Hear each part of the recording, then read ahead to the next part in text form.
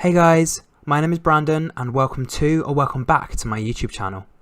If you like what you see in here, you're more than welcome to hit the subscribe button so you stay notified every time I upload a new video. Okay, let's get straight on with today's video. Hey everyone and welcome back to Is That More Brandon. So in today's video I'm going to be doing a review to the second episode of The Apprentice. So we now have seen a second person get fired. And it wasn't a double dumping and it wasn't a double, elimination. So I'm just going to kind of explain to you what happened in the second episode. Again, it was a little bit of, not really a shock, but at the same time, just the way in which the task happened was a little bit of a shock, yeah. So, for episode 2, so the final 17 candidates went to the Royal Exchange, which was in central London. I didn't actually know what it was. I just knew it was obviously a venue in London that has a lot of money or has a lot of history as well. So Verdi actually asked some of the boys, what is the Royal Exchange? And I think one of the guys just said it's something in London.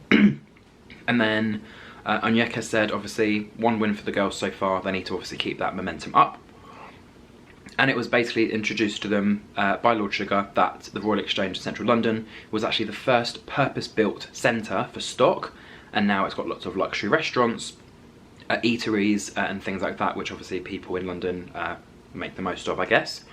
And he basically said that things that are trending at the moment are, mini things. So the task was for the teams to create mini cheesecakes, 1 batch for a client and then 1 batch for the public. So they're kind of similar tasks every year, but obviously completely different people. So I guess it just kind of, people will obviously do the task in a different way. So let's just see what kind of methods both of these teams went along with this year. I'm also interested to find out what team names they gave themselves, but obviously I've already watched 2 episodes so far, so we'll get that soon.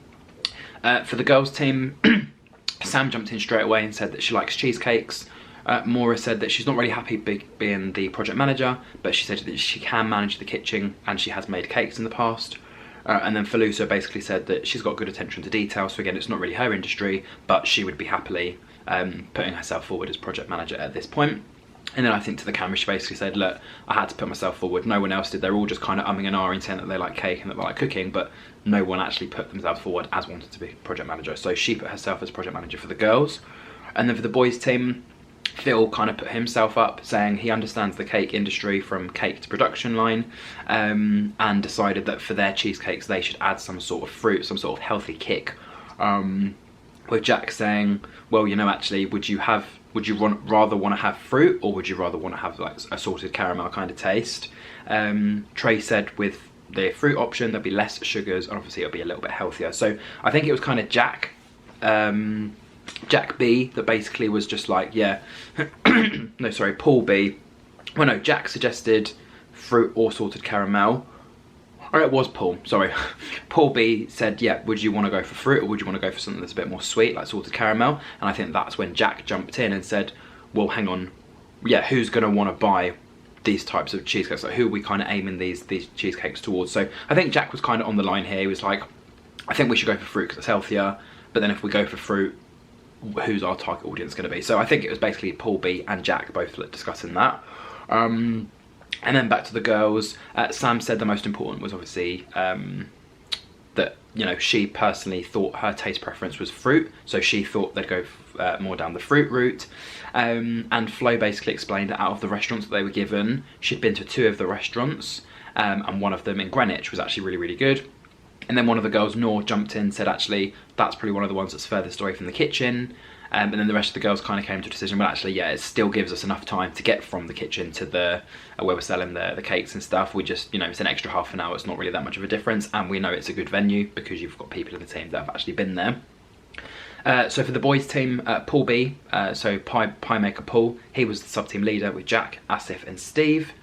And Phil basically said that the price for the corporate clients in terms of what they get per cake or per cheesecake would be between the £4 and £8 mark. Steve said that, with more luxury, if they were to do something a bit more, fancy with it, they could obviously offer a little bit of a higher price. And Phil basically said, no, we're going to stick between 4 and 8. And Steve, I think, said to the camera that they could have actually been a little bit more ambitious because you're selling high luxury cakes. £4 to £8 is kind of not really luxury. It's kind of just the normal rate. I guess if you want luxury, you go above £10, like if you're paying £10 for a cheesecake, that cheesecake has to be incredible to look at, to taste, you know, the packaging, you know, the brand and things like that. So yeah, I think that's when Steve kind of was just a bit like, yeah, I guess we could have upped the price a little bit. Then back to the girls team, Rachel became the sub-team leader, and she was with Amina, Noor, Onyeka and Flo. 80% of the markup was suggested by Flo, so to mark up 80% of the cakes, and Feluso basically said that they should try and go for the £10 mark per cake, and obviously read the room if they can either go up or down in price. And then I think Onyeka basically also suggested here, yeah, between £11 and £10 would be fine, and then yeah, kind of just work out on that. In the taxi, Rachel actually asked Flo whether she's got any experience with pitching to clients, and she said that she does. And she just said, you know, in terms of like when you want to come in on the pitch, the only time I'd recommend you not coming in on the pitch is when I'm doing negotiations or when I'm negotiating, because I think, yeah, when too many voices are talking at once, it comes across as unprofessional. And I guess here it's nice that Flo put her foot down to basically say, look, you can talk about whatever you want, like the colours, the branding, whatever. We're not going to use fancy words. We're not going to say it's like a once in a lifetime opportunity, or the sorts of things that they were discussing with each other. And I think that's what Onyeka said. Don't use fancy language that, you know, it's a one-off and, you know, it's high quality this and high quality that and high brand this. Just talk about it as a normal cheesecake. And then Flo said she was going to take the lead on negotiating. And then back to the girls in the kitchen. So Feluso, Sam, Raj and Maura were all in the kitchen. And Sam suggested maybe that, you know, a strawberry cheesecake would be quite boring, so they should go for something a bit more like a drink, but as a cheesecake. So she suggested a mojito, which would obviously have some sort of mango, some sort of, you know, fruit and whatever with it. And all the girls actually tried the little sample, and they actually really, really loved it. So, you know, she was the brains behind the food ingredients there. And then with the boys, you had Phil, you had Dr. Paul, so Paul M, Trey and Verdi, who were the four making the cakes on their team. Again, I think there was a little bit of competition between Verdi and Phil. Obviously, Phil's the project manager. Verdi kind of just wanted to get his opinion in, and he obviously suggested straight away they should try something red. And then I think he tried to have a little private chat with Trey, saying, oh, Trey, try this with this, this and this on it. And then Paul kind of jumped in and be like, well, hang on, boys, like, don't, you know, start making plans and decisions for me. Like, I'm the project manager. I understand you want to help, but actually, you know, let me manage the project. So, yeah, I think Verdi here kind of wanted to take over the project, and that's what Phil said to the camera. He basically said he felt like, he felt like Verdi was obviously trying to take over. And, yeah, he basically said, Verdi said, you know, add some white chocolate, and then Phil added, yeah, have some white chocolate, potentially have some pomegranate, things like that. And then in terms of the prices, it was kind of Dr. Paul that was, you know, in charge of that. So, in total, for about 190 units of cake, it would be about £1.20 per cake. So as long as they're selling it for more than £1.20, they're obviously making profit. And then for the girls, Maura said they have enough ingredients, or they wanted to try and aim for 225 cakes. And they were trying to work out how many grams were in a kilogram. So obviously there's 1,000 grams in a kilogram. Some of them were thinking it was 100 grams. And then I think she was just trying to, you know, work out the maths in her head, and all the girls kept talking at once. And Maura was like, look, I want to try and work this out. Can you guys all just stop talking? Just let me think for a second. Raj was obviously talking over here as well. I think she was also trying to work it out, but she was working it out not in her head. So Maura was trying to work it out in her head. And then eventually it came to about a total of, I think it was like £152.65 or £262.65. And that was £1.10 per cupcake. So again, as long as they're selling everything for more than £1.10 cakes wise, they're making profit there. And again, their kind of range was between 10 and 11. So that's £9 profit per cheesecake if it was obviously successful. For the boys, they went in, so this was Paul B that went in with the deal, potentially asking for £9.95. And yeah, I think he basically said we should go in for a price of £9.95. Asif said that they're an innocent brand and they are big on fruit, obviously big on health. And then Jack basically said, let's try not to mention chocolate, that chocolate is part of the cake, and actually try and fact find to kind of see what other things we could or couldn't include. For the girls team, their client was actually the London Dungeon people. So Flo went straight in saying, you know, we can do 15 cakes for £750. Yeah, £15 for the cheesecakes, which would be £750 for the total order. And then she said, actually, we can discount you down to £7. They ended up getting down to £6.90, ended up getting £13 per cake. So they've set the bar really, really high here, saying that the clients are going to pay them £13 per cake that they've got for however many hundreds of cakes that they've got. So now they actually have to live up to the expectation and fulfill those needs. And I think here the London Dungeon people were celebrating 10 years being in business. So it was more of a proper celebration that, you know, you want to celebrate, you want to go out with a bang, you want food and cakes and stuff that are actually going to taste nice. And then with the boys, again, it was Paul B that was taking the lead on the pitch for their client, which was Innocent Smoothies. And he kind of just said to them, oh, you know, you might want to indulge on the chocolate cheesecakes. And I guess the boys that were with him were a bit like, I thought we were told not to mention the chocolate part, because obviously this is a health brand, this has nothing to do with chocolate. And they obviously came back to him and said, well, actually, you know, we're all about fruit and health and, you know, healthy living and things like that. And he said, oh, well, you know, you can kind of forget about your 5 a day for a moment. It's a bit of a naughty mix, fruit and chocolate. Would that go at some point? And they obviously came back again and said, no, we don't do chocolate. We specialise in fruits and the healthy stuff. So again, he kept trying to sell chocolate to a company that wasn't interested in chocolate. Jack offered £9.90 per cheesecake. Paul then offered 6, saying, you know, we'll come in the middle, because I think they actually offered 4. So Paul said, can we do 6 in the middle? And then I think Asif jumped in and asked for £6.75 or £6.50. And they obviously agreed to that as the final offer. So Asif didn't really do much here. He more just kind of jumped in at the last minute to try and secure a deal that wasn't really a deal anyway. And like Jack mentioned, they kind of went down from £9 to £6 very, very quickly. They could have at least tried at £8 first and maybe £7.50 and then £7. But yeah, Jack said 9, Paul said 6. Asif said £6.50 or £6.75, and that's kind of where they were for each cake there. Karen also said to the camera that Paul did offer chocolate 3 times to a company that isn't interested in the chocolate, and yeah, it was more of like a fruit and veg based client. Like, they make Innocent Smoothies, they want to make smoothies that are healthy, that are fun, you know, have fruits and things like that, not chocolate. Chocolate is not one of your 5 a day, unfortunately. And then, yeah, that's when Jack said, yeah, they were a little bit in too much of a rush, obviously bringing their price down. With the girls, Rachel said that their branding should be something red, something fun, something scary. And then with the boys, Paul B said that he tried to get a deal of 75 units for £6.50 a go. And he basically, well, he kind of mentioned that that was the final price that they were getting from the client. And then Asif also jumped in on the phone call at this point, saying definitely no chocolate. So I think at this point Phil and his little sub team were like, okay, so we're not doing chocolate, fine, now we've got to kind of build something that's a little bit healthier. Back to the girls again. So it's very backwards and forwards between the two teams, because I think here they are all in process of, you know, getting their feedback from their mini teams and going to actually go and create these cheesecakes. So Feluso said that potentially something like a red cake with popping candy and truffle. She did actually try the cake, but she said, all I can taste is truffle, so can someone else just go and taste it and tell me what you think? Sam tasted it and said, it's not really worth a £14 cheesecake, with Maura saying, can we add maybe crushed Maltesers? And I think a couple of the girls were like, well, no, we need to keep it simple, we can't have anything too complicated, otherwise you'd be measuring out the different crumbs and sprinkles, which would be a bit complicated. And we know the girls are not good with crumbs, because they obviously, yeah, they used that for the fish in the first task, but we're not going to talk about that. And then Sam jumped in here and said she's potentially looking, I think the clients are looking for a look of the cake rather than how they actually taste, with Feluso obviously agreeing. And then I think Tim kind of looked at the camera and said, actually, you know, it doesn't matter if they look great, if they don't taste great, then that's not great. So kind of the most important things are how it looks and how it tastes, not just it looks great and then you taste it and it's just like, you know, cardboard. You don't really want that. In terms of the boys, Phil suggested maybe dried dragon fruit, bit of avocado, and then it looked like there's a green cork on the top in the white cheesecake, bit of dried apricot. And yeah, he kind of said it was a bit of a unique taste, but it just kind of worked, with Karen saying it was a unique flavour mix, but you know, hopefully they can pull it off. In the end, I think Dr. Paul worked out the money, so it was £104.50 that they spent, I believe, so £2.40 per cake or per unit. So again, as long as they're selling it for more than £2.40, which they were aiming for about £6, £7, £8, they're obviously going to be making profit as well. A bit less than the girls, unless the girls don't get their full 13, but still making some sort of profit.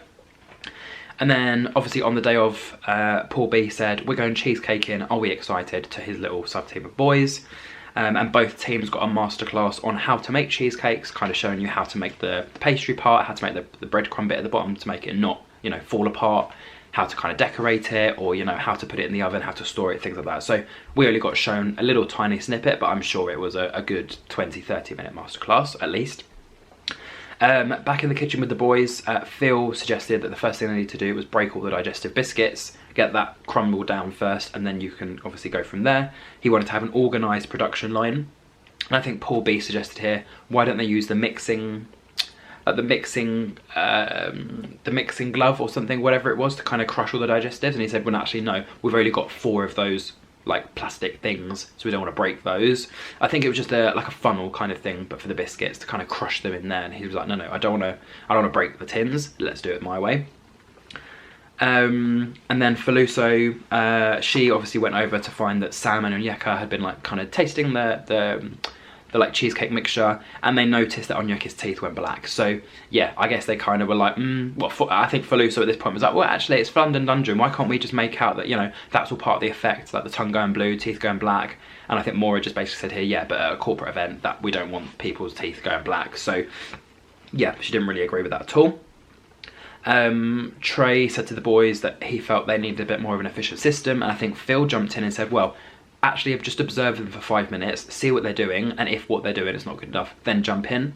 Don't just jump in straight away, because then you're undermining potentially something good that someone else could be doing.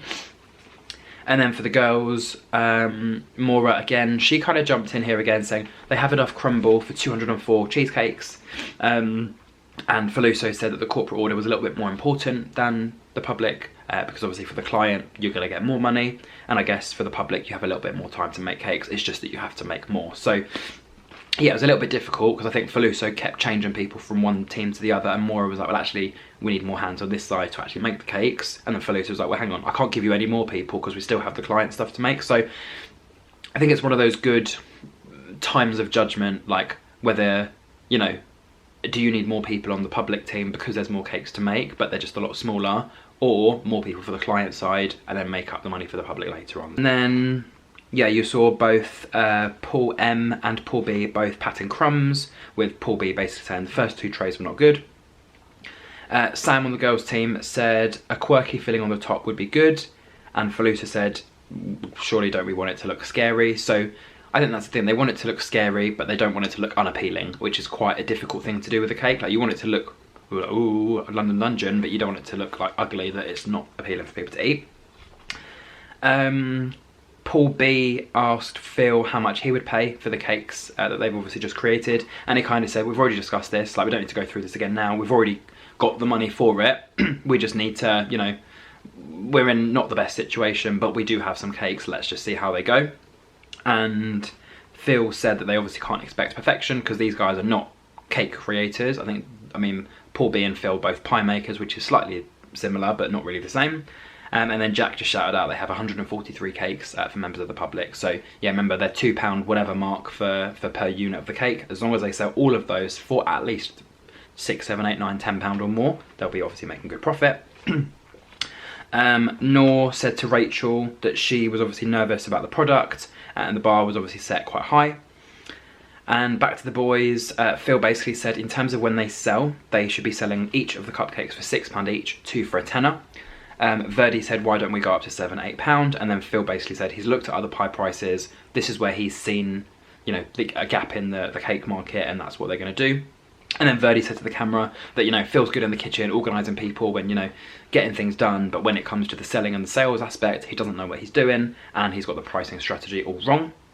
And then I think Verdi actually sold 2 cakes for a tenner, so I think at this point, I think the boys are just a bit confused, because they're all selling the cakes for different prices, you know, some of them are flogging it for £5, some of them are flogging it for £8, and then I think here, Verdi did try and sell 2 cakes for a tenner to these 2 girls, and one of them wasn't able to eat the cake because I think she's vegetarian, she can't eat gelatin, so he managed to get £5 for 1 cake. So again, it's supposed to be £6 for 1, but he's already underpriced that 1 cake for 1, so yeah, that was a little bit not good. And then Trey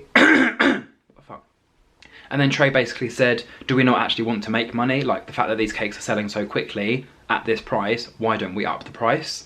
And yeah, they basically were selling the cakes as innocent, healthy cakes, with Paul M adding that avocado in the middle is obviously unique. The base is obviously quite crumbly. The avocado taste was a little bit weird.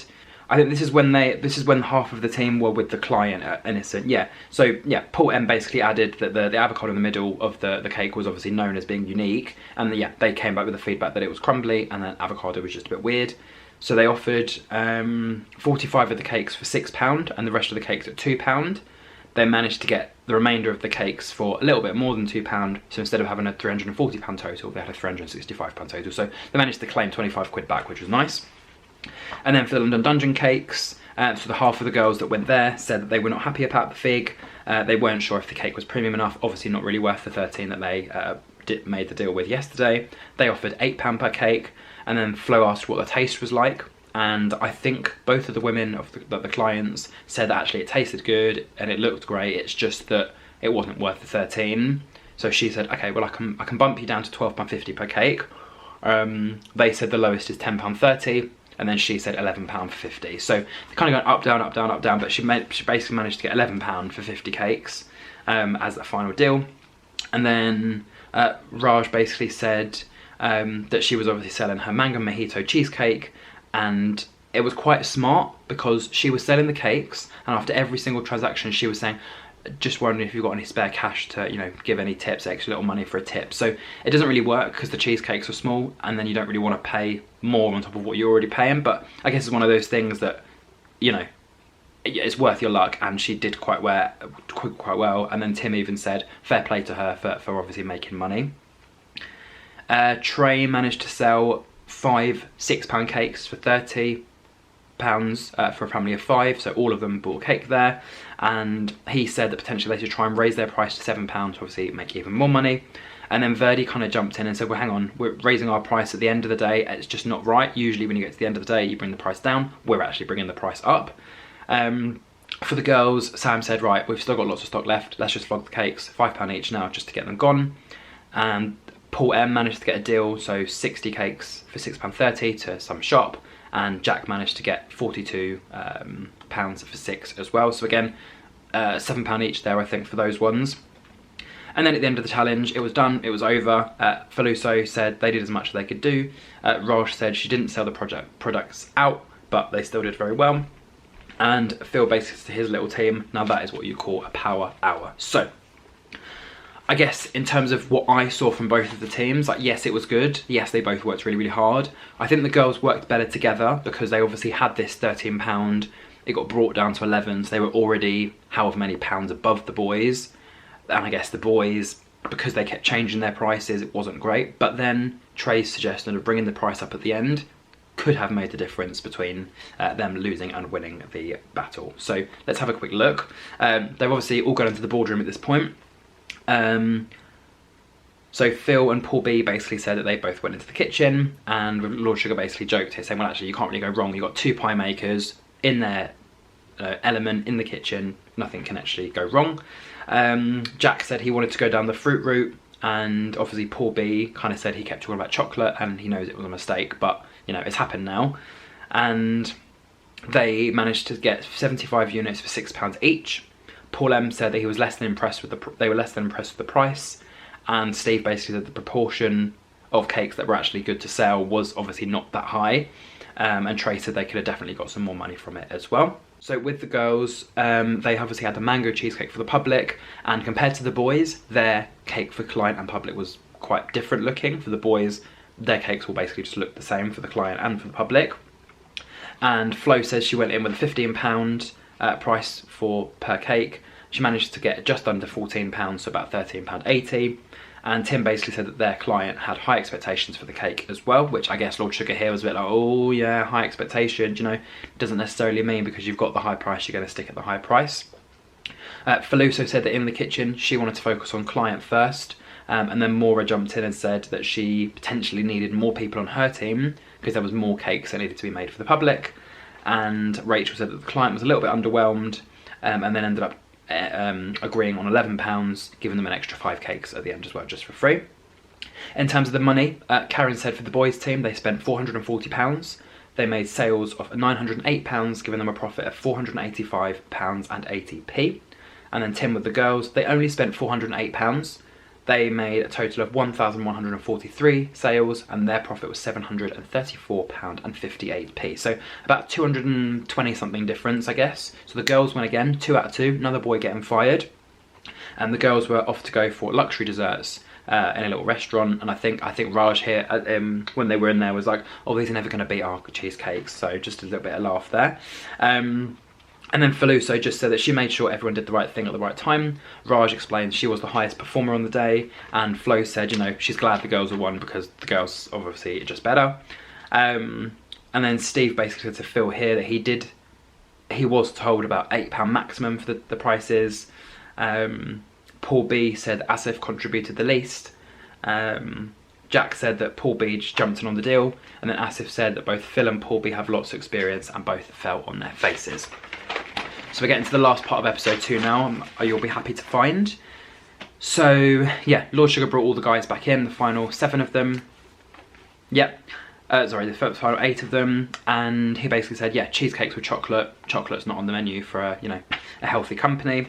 And Paul B basically just said, yeah, it was a bit of a mistake to say that, with Jack saying that he actually tried to step in and Asif didn't actually speak up. So I think Asif basically said here, well, actually, I said that, you know, we should go down more a fruit route and things like that. And then Jack said, well, actually, Asif, you didn't even say anything. Like, don't try and, you know, make things up. And then in terms of actually making the cakes, making the ingredients, Phil said the ingredients didn't actually taste too badly together. And Asif basically then added on saying, well, actually, when they went into the client meeting, he said it was an acquired taste when the clients said that their cakes were made by children. So Lord Sugar literally said, well, hang on, Asif, what did you just say? Like, he said, yeah, it was an acquired taste. And basically just said, look, I've looked at all of your CVs. You all say you're really smart and really intellectual and things like that. But if you're coming up with comments like that for a client that, you know, it's an acquired taste, like it tastes like crap, but, you know, some people were like the taste of crap, that it just, yeah, it didn't really work. And then obviously project manager Phil had to bring in 2 people. So he obviously chose to bring in Paul B, not really a surprise. And Asif, again, also not really a surprise. And then Asif kind of looked at he looked at Phil and was just like, why did you choose me? And then Lord Sugar was like, we'll get to that shortly. So, you know, don't worry about that. So Phil, Paul B and Asif all went outside. The rest of the boys went to the house and they had a little discussion about the boys as well. So Karen said about Paul B that, you know, he was chocolate insistent, and it kind of obviously ruined the morale of the meeting. With Paul B, he obviously priced the cakes a bit too low, and obviously the actual costings for the cake were a little bit too high, so you're already putting yourself in debt. And then about Asif, Karen said that he almost torpedoed the meeting, and again, similar to what Oliver happened in the first task, she wasn't really sure what he did in this task, other than kind of, I guess, cause a bit of drama and chuck a few numbers out into the open. So yeah, Phil, when they came back in, said that, you know, being in a responsible position, you always are going to put yourself in the firing line if things go wrong, because it's like, well, hang on, you obviously didn't manage people properly. And he basically said that during this task and the previous task, no one has said anything bad about him, and he feels like he did his best. Lord Sugar then jumped in and said, well, actually, your best is not good enough. So yeah, Phil didn't look quite happy at that comment. And then Asif basically said that actually, you know, the pricing, it was what messed them up. And he just felt like he was in the kitchen as a bit of a cog in the wheel. And he actually looked at Phil and said, well, hang on, how do you think I did? What was my performance like in the kitchen? And he was like, yeah, it was all right. And Asif was like, yeah, all right, see, being all right is good for now. Like, it's good enough for now, I think is what he said. So obviously Lord Sugar had a little bit of a laugh, because you don't want to just be okay and just get by. You need to be good at putting in good performance. So if you're already making slip-ups and, you know, only putting 50% of your effort in, you're not going to be in the process for much longer. And then Paul B basically said that no one told him that he'd made a mistake, and he actually was happy with the pricing. And I think, again, Asif jumped in here saying, look, I'm not your dad. Like, I don't need to tell you when you're doing things right and wrong. We are a team, we're independent, we're young men, we can do things by ourselves. And Paul B basically said, yeah, well, I guess, you know, if I would have had some sort of direction that I was doing something wrong, then yeah, I would have fixed it, but I didn't, so I couldn't. And then Lord Sugar asked all 3 of them who thinks they should fire. Asif straight away said fire both of them. They're both in the industry and, you know, they both just messed up here. Paul B said that he should fire Asif, and then Phil said he should fire Paul B. So again, he's kind of got lots of different names here. I mean, there's only 3 people in there, but you kind of got Phil, who was the project manager. It's his industry. He was able to manage the team, but I guess his people didn't listen to him. Paul B messed up the pricing, messed up the negotiation, kind of, you know, having too much of a laugh. And then Asif, again, kind of just a bit of a spare piece. If he wasn't there, Jack would have done extra tasks, or, you know, Paul would have jumped in and done some extra things. But yeah, obviously that didn't happen as well. And then Lord Sugar summarised at the end, saying that with Asif, he almost dropped a clanger with the corporate meeting with the comment that he made about, you know, the acquired taste. You don't say something like that. It's either a good product or a bad product. You don't say it's acquired, because then it's kind of like an insult. Paul B, he said that there was too much joking around, too much admitting mistakes. You know, you shouldn't be making this many mistakes in a simple cheesecake task. If you're good at something, do it. If you're not good at something, do something else. And then with Phil, again, he has a big business that sells pies, so he's a little bit, I guess, disappointed that he wasn't able to do well in a business that's similar to kind of the business that he's already got. And then Lord Sugar said, you know, as difficult as it is, with Paul B making too many mistakes, he was fired from the process. And Asif basically said here, look, you know, I don't know what the next task is going to be. I'm going to put myself forward. And Lord Sugar said, well, I'm going to take your word on it, Asif. You don't even know what you're taking on in the next task. But yeah, good luck with it. So Asif basically put himself forward as project manager for the next task. Paul M, so Dr. Paul, I can call him Dr. Paul now because he's the only Paul left. He said that Phil's definitely coming back. Verdi said that Asif might be the one that's gone. And then Paul basically called Asif out saying, look, Asif, what did you say when you were in the heat of the moment? And Asif said, well, you know, I said to Lord Sugar, for the next task, I'm going to be the project manager, whatever the task is. So good luck to me.